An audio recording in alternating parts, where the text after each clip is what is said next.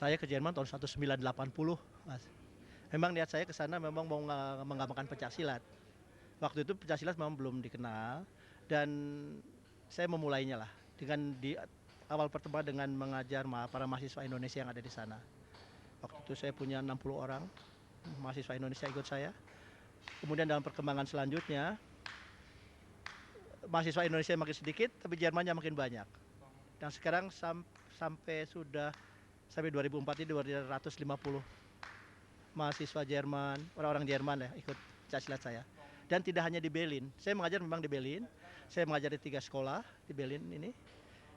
Dan tapi para pelatih yang sudah 5 atau sampai 10 tahun belajar di saya diwajibkan untuk mengajar pencaksilat itu di beberapa kota di kota Jerman ini. Kayak di Frankfurt, kayak di Darmstadt, di Köln, kayak di Bayreuth. Jadi berkembang di sana dengan murid masing-masing muridnya. Di Berlin sendiri ada 6 tempat latihan. Saya mengajar di 3 tempat dan murid saya yang senior itu mengajar di 3 tempat, di 3 sekolah. Di sana latihan tempat pengajaran Pancasila itu dilakukan dengan di sekolah-sekolah, sekolah sport. Barangkali kalau di sini sport center barangkali. Kalau di Jakarta ini namanya sport center barangkali. Terus gimana kira-kira sejauh ini antusias dari pemuda Jerman tentang Pancasila ini? Sangat baik, sangat baik. Karena dia menganggap pencaksilat ini memang walaupun bela diri itu lain daripada yang lain. Karena unsurnya komplit. Di mana dikenal tanding, ya seperti bela diri yang lain lah, tanding gitu. Terus ada lagi olahraganya, terus ada lagi seninya, dan lagi ada pendidikan kayak mental spiritualnya begitu. Jadi mereka melihat alangkah komplitnya bela diri ini.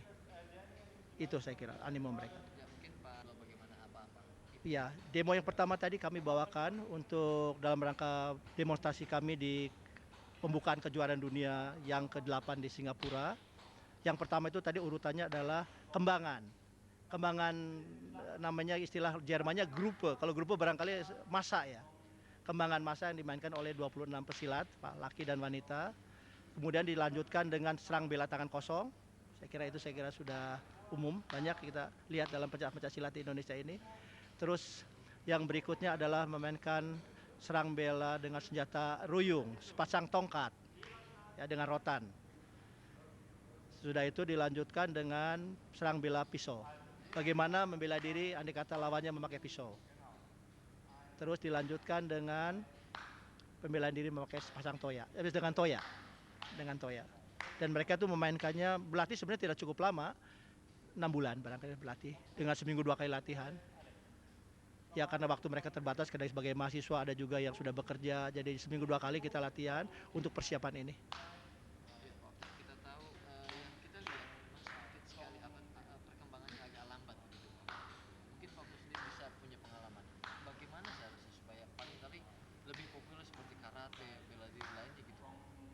Perkembangannya lambat ya, sebenarnya di luar negeri eh, sudah cukup populer ya, Mas ya. Ya cuma masalahnya memang komunikasi antara barangkali pusat sama luar itu mungkin mesti lebih intensif. Di antaranya dengan maksud saya kami mengadakan demonstrasi ini pun dengan maksud agar masyarakat kita di tanah air itu tahulah bahwa Pancasila itu di luar negeri sudah berkembang sangat luas, sangat sangat digemari. Salah satu ini di Jerman ini. Terus saya ingin juga menggugah, karena saya sebagai orang Indonesia, saya ingin menggugah juga bahwa kaum muda remaja kita di Indonesia itu agar menyayangi lah, mencintai kebudayaan bela diri Pencaksilat ini sebagai milik bangsa kita daripada mempelajari bela diri yang lain. Itu sebenarnya tujuan saya demonstrasi ini.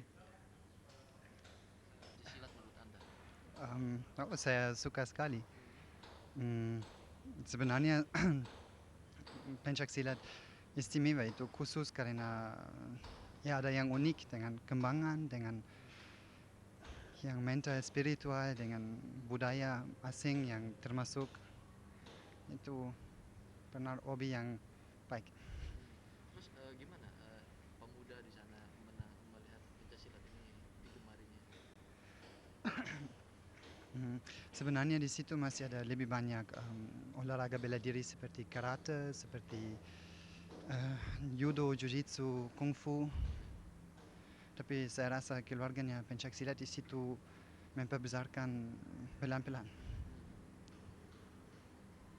Lebih banyak banyak juga menggemari Pancasila. Hmm, hmm, mereka suka karena karakternya lain. Ya, yang nggak tahu itu opini saya sendiri, tapi murid-murid sering kurang mungkin kurang sombong daripada yang kickboxer. Yo. Mereka mau belajar mental itu tadi ya. Iya, yang mental spiritual Ada penting, spiritual tadi ya. dan yang seni itu biasanya kurang ada di dalam seni bela diri lain, saya rasa. Dari segi jurus mungkin pada karate agak bebas kan pergerakannya. Silat kan ada itu ada kesulitan nggak belajar? Eh, karena ada guru, Iya. nggak ada kesulitan. Iya. Tapi untuk orang bule Iya. itu memang saat mulai itu sedikit aneh, tapi ya, saat saya lihat yang pertama kali saya langsung seperti jatuh cinta dengan menggerakkan. Indah gitu gitu. Hmm. Terus di sana di Jerman sendiri banyak ya yang meminati pencaksilat ini selain mahasiswa ini atau pelajar SMP atau Yang kebanyakan itu murid universitas. Mhm. Tapi ada semuanya, juga ada anak kecil, ada grup untuk anak Iya. berumur 12, sudah ada banyak yang mulai, dan juga ada yang sudah dewasa, ada orang polisi, ada orang mana-mana saja yang bisa ikut. apa namanya aktivitas Anda untuk mengembangkan pencaksilat apa saja kegiatan yang Anda lakukan?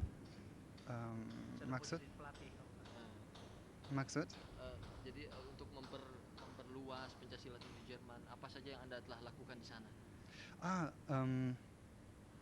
Sering ada show, misalnya saat demonstrasi 17 Agustus, Oh, atau Malam Indonesia. kalau ada Indonesia. Malam kesenian Indonesia di antaranya. yo, Indonesia dan sekultur aben orang sila bilang. yo, dan kalau tidak ada pertandingan, tapi pertandingan kecil, saya rasa di Jerman tidak ada sering pertandingan, karena itu lebih sering ada di misalnya di Belanda, karena itu orang Belanda biasanya lebih baik untuk bertanding daripada orang Jerman mungkin. Ya, gitu. terima kasih Nick ya. Sama-sama. Misteri Laskar, Misteri Borobudur, sisa-sisa Laskar Pajak, terus Macan Terbang, itu semua film-film action saya. Saya 14 ya pas Wardono memberikan titel itu ke saya. Nama Kato waktu itu ini di acaranya. Dia telepon ibu Yeni Kristi Yeni itu di marketing itu. Oh iya. Oh, hanya ketangan Mas. Iya. Adi. Ebi. Ebi, Mas Ebi. Saya Ebi. Herr Ebi tadi. Itu ceritanya. Tapi kebanyakan mahasiswa. Kalau saya bisa kebanyakan 70% mahasiswa. Yang saya bukan istilahnya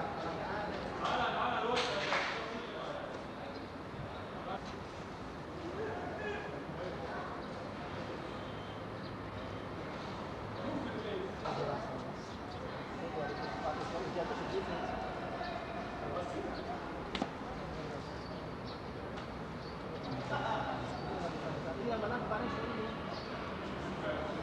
Mau mulai Iya. Iya. Ya silat tuh lah. Karena dia sebagai ex jenderal barangkali beliau bawa